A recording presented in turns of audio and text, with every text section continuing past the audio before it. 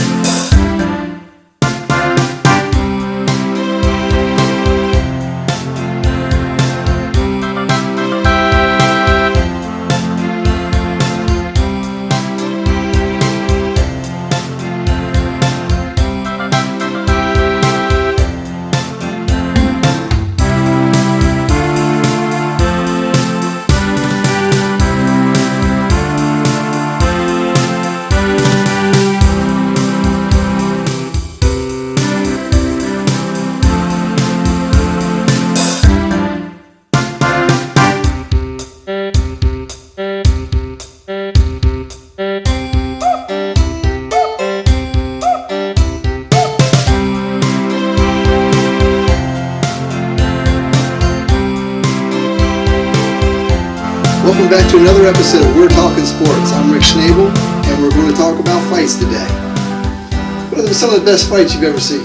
I'll tell you my number one best fight I ever saw. Marvin Hagler against Tommy Hearns. Oh my goodness, for 3 rounds. And you know what was amazing about that fight? It was built up perfectly. There were great fights in front of it. They were horrible fights in front of it. I was at the Capitol Center. I paid money to watch that on the screen. We're all in the stands, and you know this, and all these fights are getting boring. They weren't very good fights, and then the fans are getting restless about. Most of the fans wanted Hagler. I wanted Hagler at the time. There was a guy running around the arena trying to bet everybody. He had a Tommy Hearns T-shirt and a hat on, and he bet this guy right next to me $50. I'm like going, and they're really getting at it. So I thought they were going to go at it. Long story short. They show Hagler on the screen. He's getting taped up, and everybody's going crazy. He looks right in that camera. He's wearing a World War III hat. So he knew what was going to happen. And, we're like, and everybody's going nuts because we're like thinking, come on, this has to be a great fight. These vets, they come in the ring. Okay, no big deal. That bell rang, boom. Hearns heard him right off the bat. Boom, Hagler comes. They call him the hitman. Oh, yeah. There's a boom. And in the stands, when you're watching off the screen, I didn't realize how hurt Hagler was. No, Hagler was stunned. He got hit right in that left hook right off that boom. And Hagler kind of went back into the thing. The fans are just going nutso. And oh my goodness. And I thought Hearns was going to knock him out, early. And then Hagler, he's tough as crap. And he's like, holy. At the end of the first round, everybody's on their feet and everybody's going nuts. No one sat down. The second round, third round, which was kind of amazing. Hearns must have took some body shots real good because Hearns couldn't get Marvin off him. So he starts ringing it, how fast Hearns was. But the problem with Hearns that nobody was talking about, he went from 147 all the way up to 160. So when he was doing his flurries, he was wearing himself out. It was 3 rounds, and Hagler just kept on. Hagler kept on him and just kept him. And in the third round, you saw Hearns, and then Hearns got stunned with a punch, and you see the great clip that he comes, dinging it, and Hearns and Hagler just nails him, and he's on. Hearns was so out of it that the trainer, one of his trainer, picks him up. He couldn't move. He was out of it, and they got Tommy going, Hearns going back to the corner. That was the craziest thing I ever saw in my life. That was a good one. Huh? Oh. There were some good fights with Ray Leonard and Duran. Roberto Duran. Remember seeing those fights? No mas. No mas. You know what? Very famous. I was at Capitol Center on that one. Oh my! No one knew what went on. Nobody understood what happened. Right. And it was. I'm not going to. Especially after they paid all that money. Oh yeah. And all of a sudden they stop it, and it's like, what happened? And it was a terrible fight. Yeah. And I'm not going to knock Ray Leonard because Ray Leonard's one of the greatest ever. He was an amazing fighter to watch. But he's going this way. Duran's going like this, and it was like, this is... That's like Duran wanted to go straight forward and just battle it out, and Leonard wanted to duck and dodge, and Oh, Leonard embarrassed him. Well, right. yeah, It was yeah. quickness, kind of like quickness against strength, and Right. Ray had a plan, and he stuck to it, and it got him the victory. Well, see, what happened in the first fight, Leonard, I was shocked that Leonard did this. And Leonard stood toe-to-toe with Duran. And sometimes Leonard was the stronger guy. I mean, no, Duran bullied him. I mean, Duran got him out of the game. And that was the first time I saw Leonard rock. Leonard, Duran hit him in the second round. He hit him with a left hook. And Leonard, went to the thing, and I'm like, oh, and everybody was like, holy moly, I mean, that was a great fight. I mean, one of my friends was actually at Montreal in the front of the first rows and saw it. He was telling me it was so, because when you watch the fight game, you can't know what goes on. You have to see it live. Right. And he was telling me that was so exciting when it got to, remember back then it was 15 rounds. No more 12 rounds like they have it here. He said he thinks it was like the 12th, 13th round. And I've looked at the fight, but I don't know which punch he's talking about. He said those two guys missed each other by that. They both threw a right. Yeah. And they both missed each other because Duran was laying on him and just kind of bullying him. You know what I mean? And Leonard didn't want anything to do with it. He kept flurrying. But that was the first time in some of these exchanges, people didn't realize how quick Duran was. I mean, Duran would move that head. Leonard was having trouble trying to get shots off on him. Duran's just moving that head inside and stuff. I mean, if you look at it, a lot of people disagree. I think it's one of the most technical fights from a boxing point. A lot of holding was going on. So, the ref, he kind of let it go on a little bit, so that favored Duran. But from a skill standpoint, with Leonard and Duran's speed, you see it on film. You'll see the speed. Don't get me wrong, a lot of holding was going on. But when they went into a flurry, and you see the way they duck punches, I mean, you talk about Hall of Famers, two of the greatest of all time. And then the next fight, he embarrassed Duran, and that was history. Because he made one of the toughest guys, quote, one of the toughest guys ever going in the ring, quit. Right. And, they got a movie on that now and why they said Duran lost so much weight. But, hey, excuses are excuses. What happened, happened. And look how life goes by so quick. That was way back in 1982. 82. Ways back. Probably. 1982? Yeah. Well, how 81, about, 82? How about the Thrill in Manila? That was the Oh, only one. They almost killed each other. No question about that. And Frazier and all. Oh, yeah. And Another classic. And you know what nobody ever talks about? They had a special on that.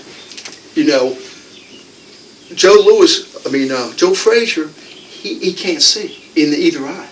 He's in the corner, and Eddie Futch, his trainer, told him, sorry, son, no, you can't go out. Joe Frazier was such a B.A.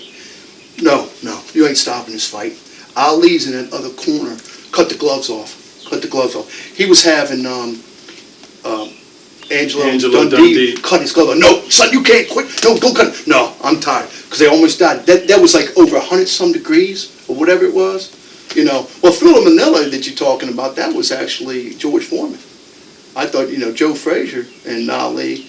No, Frazier and Ali, the Thrill in Manila. That was their third fight. Well, with that thought in mind, let's go to a break.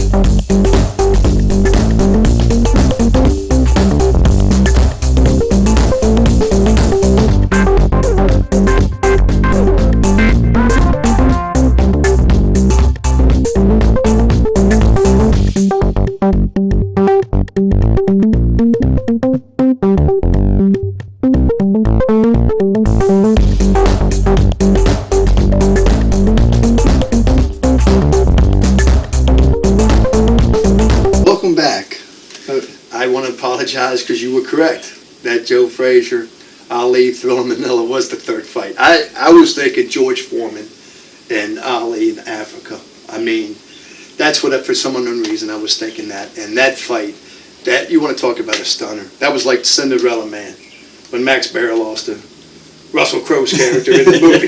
Yeah. I mean, that was a I stunner. never saw the movie. Yeah. That was a stunner, because everybody thought back then George Foreman was going to kill him. Ali was on the downside, and Foreman with those huge punches. But that wasn't the Thriller Manila. And Thriller Manila, you're right, that's got to be arguably one of the greatest, if not the greatest fight ever. Is that when Ali started the rope-a-dope and having a little bit of strategy and Well, saving against energy George Foreman. against George Foreman? Against George Foreman. Those powerful punches. Oh, Just yeah. let George Yeah. work himself and Yeah. eventually tire out, and then Yes. use your quickness. Yes. That was the one in Africa. Yes. That was the one in And Africa. Ali was actually toying with George. Right. I mean, he's on the rope laughing. Ali was such a tough guy. As much of everybody thought he's a clown. Incredible fighter, but his heart, I mean, he had a chin. Like people, it's like Ray Leonard.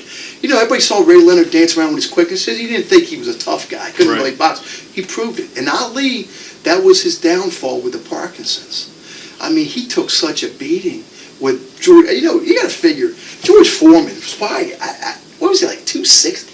He was up He was there. huge. He was up Yeah, there. he was And, huge.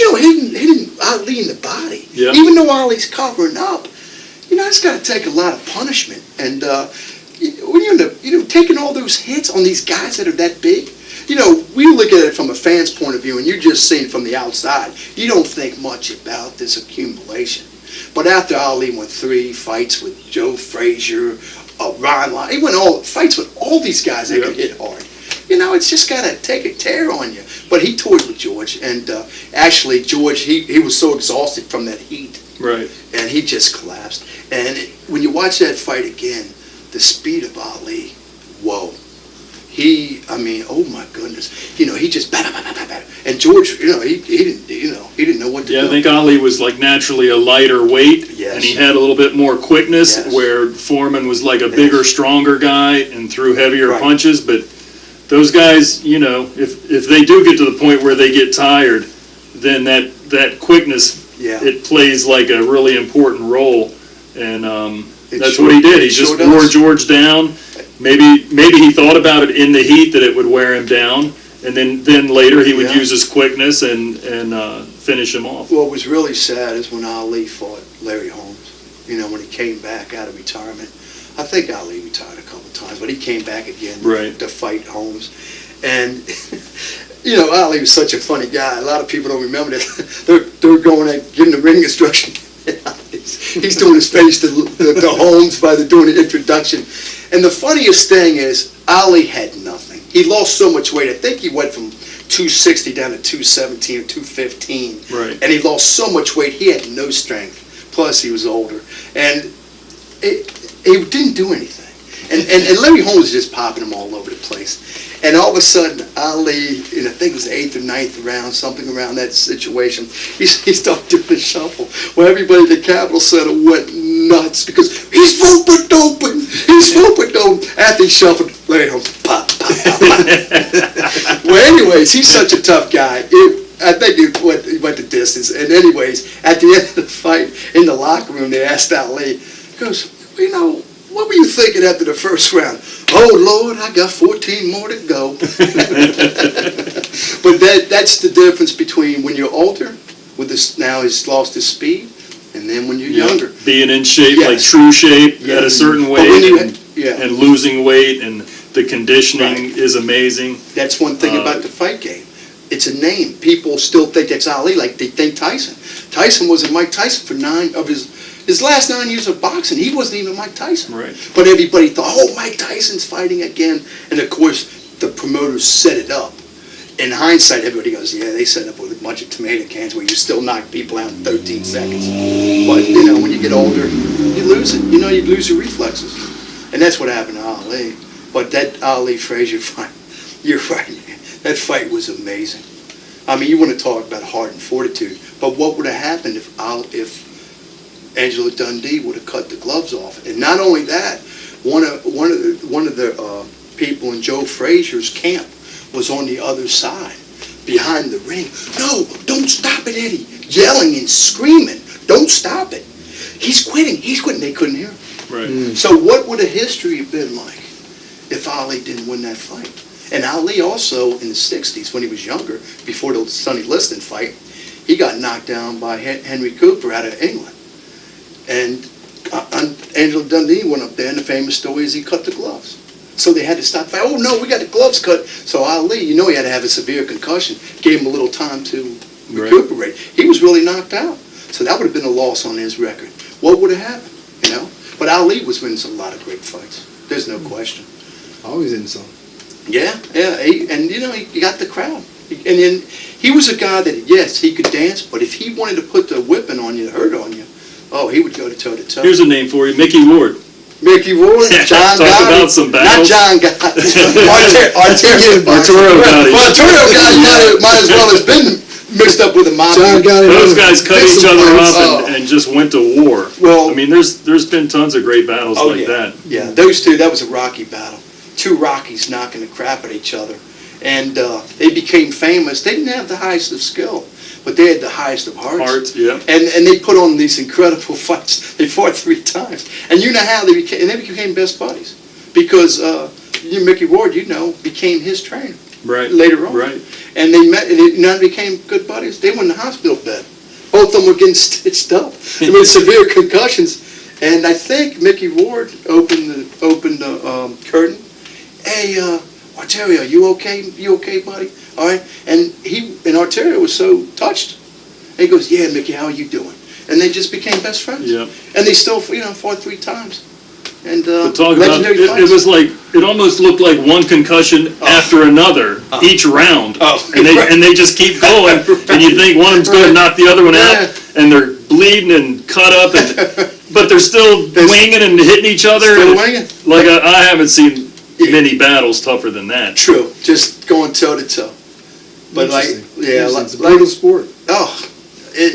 From the outside looking in, it looks so easy. These guys, come on, man. Your brain's getting scrambled, and you're actually still up and still ringing, and you know your arm's got to be tired just from swinging. Oh, yeah, fatigue. And Mike Tyson said it best. Everybody's got a plan when they come into their boxing ring until you get hit, and that plan goes out the window. Props to anybody. You know how much training these guys do? Right. No matter how much training you do, they always say the worst knockouts also are the punches they don't see. You know? Like Ali, I'm sure he knocked out a lot of people. They didn't see the punches coming. Right. Mike Tyson, how many times and he throw that uppercut up the nose? He always trying. He was normally out in the first round. So yeah. Well, that's pretty interesting. The history for sports. We're going to go to a break right now. See you in a few minutes. The kids' discovery room. This is our locker room. The kids get to try a bunch of different activities, and of course they get to try on all of different game-used equipment: baseball, football, soccer, lacrosse, and the equipment that's actually game-used from different schools, different teams.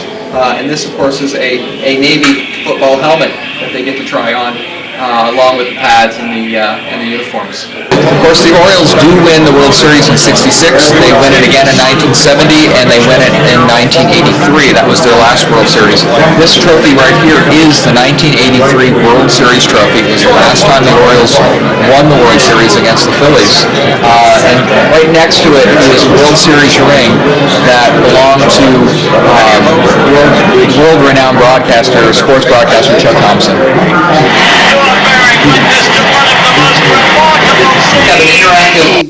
Well, welcome back to We're Talking Sports. Concussions certainly are a part of boxing. They're part of all sports. I think we've all experienced concussions ourselves in our Little League days. Believe it or not, yeah. I had several of them back then. Back then, I think I had my bell rung. Yeah, I think that's the way we put it. But quite a few concussions, quite a few bell ringings. It could be a result of what's happening to us today. Huh? Well, today the colleges are doing this. Did you see the funky helmets they got on for practice? Okay, if this works, then okay. Personally, how are you going to stop the brainstem from shaking? Our brains aren't made to hit each other.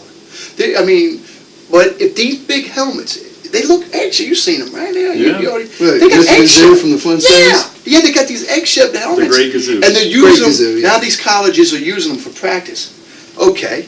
Well, once the study gets done, if it shows it's getting rid of concussions, Personally, I think they're just doing that because it's huge NFL lawsuits. Lawsuits, yeah. And they're trying to say, yes, this new technology will deviate from having these concussions. Okay, if that's the case, you just saved the game. Because in the future, obviously you're going to have to sign contracts, especially in boxing. I mean, boxing's a physical sport. You're expecting concussions. But the way our society is now, the way we're so-called progressiveness, advancing with, Very litigious. Right. That is true. Transfer of wealth. You can sue everybody. I think they're going to have to sign contracts or something that Like play at your own risk type of thing, that the NFL or whoever's not responsible. Right. But if these helmets do work, Right. that's got to be, okay, they're going to have to play with these egg-shaped helmets. At first, I know everybody's going to laugh, because the first time I saw them helmets, I'm like, you got to be kidding me. If it's working, okay. Yeah. If it's stopping the concussions. These kids nowadays in football, you got 300-pound guys running 4.7s, 4.8s, 4.9. I mean, it's insanity. I mean, when we played ball, we're talking about way back in the day, I played high school at 145, for Christ's sakes. Man, you're getting them concussions, but back then you didn't think much about it, Yeah, I mean, proper tackling for him, you're going to lower your shoulder and try to drive the guy back, but when you lower your head and the running back lowers his head, they're not always going to go side to side. You're going to have some rough collisions, and like you said, these guys are 300 pounds, running backs are fast, you got high speed running into that much bulk and solid helmets hitting head to head. Right, so it's not just football. I mean, you got baseball too. Players running each other, running the base. Basketball. There's a lot of collisions going on. Well, you know what I understand? I understand there's a lot of concussions in soccer. I'm like, what? Between the heading and banging into the players? I'm like, really? And what was the linebacker's name that played for Denver Broncos? He had that crazy name. He was a crazy dude. He was talking about there's a doctor out of New Orleans and it's oxygen therapy.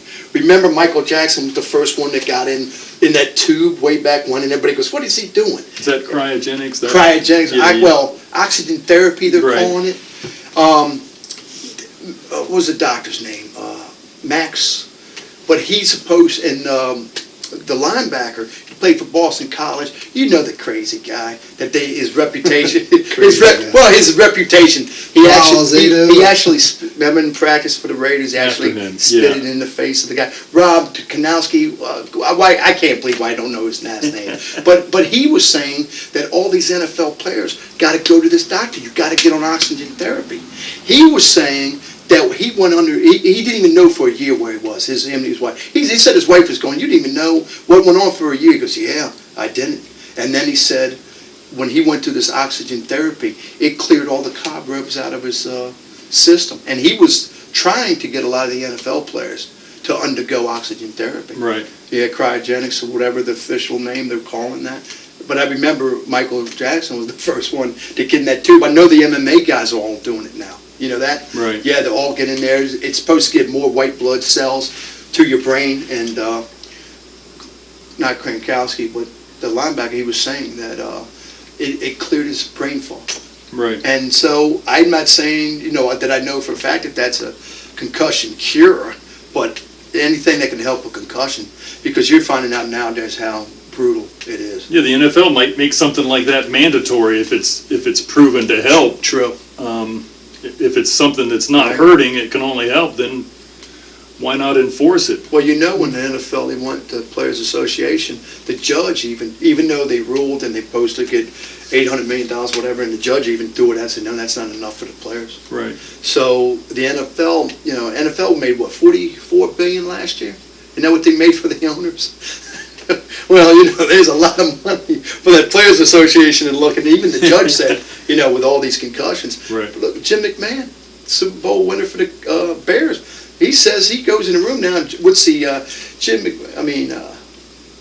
he should be, 57, something like that, I would think, 58.